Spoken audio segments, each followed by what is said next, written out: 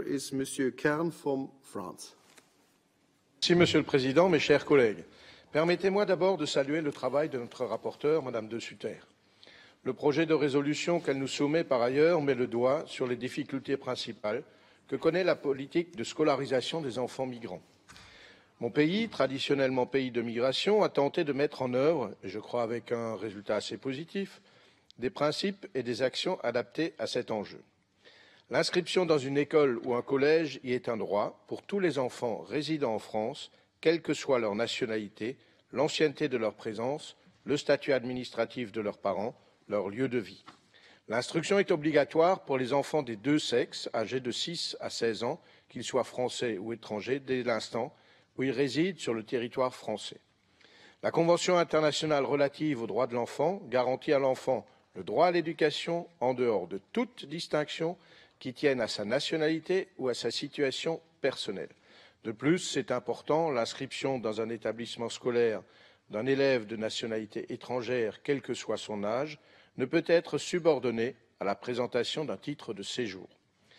Pour les mineurs étrangers de 16 à 18 ans, même s'ils ne sont pas soumis à l'obligation scolaire, leur scolarisation doit pouvoir être assurée en prenant en compte naturellement leur degré de maîtrise de la langue française et leur niveau scolaire.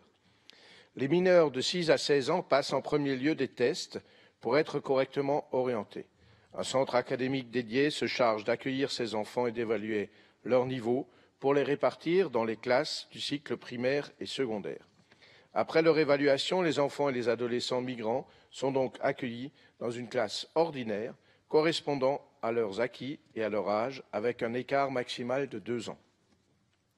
Les dispositifs de soutien linguistique permettent aux enfants migrants de se familiariser avec la langue et la culture scolaire française et d'entrer progressivement dans les apprentissages dans toutes les disciplines. L'objectif poursuivi est d'arriver à une scolarisation à temps plein dans la classe du cursus ordinaire le plus rapidement possible. Nous devons aussi porter une attention particulière aux mineurs non accompagnés.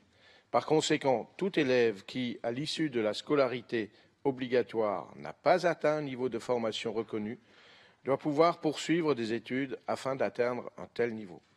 L'État prévoit, entre autres, les moyens nécessaires à la prolongation de scolarité qui en découle. Les services de l'éducation veillent donc aussi à ce que la scolarisation des mineurs isolés de 16 à 18 ans, même s'ils ne sont plus soumis à l'obligation scolaire, puisse être assurée en prenant en compte leur degré de maîtrise de la langue française et leur niveau scolaire. Je tiens encore à féliciter notre rapporteure, Madame De Sutter, pour son travail. Merci de votre attention.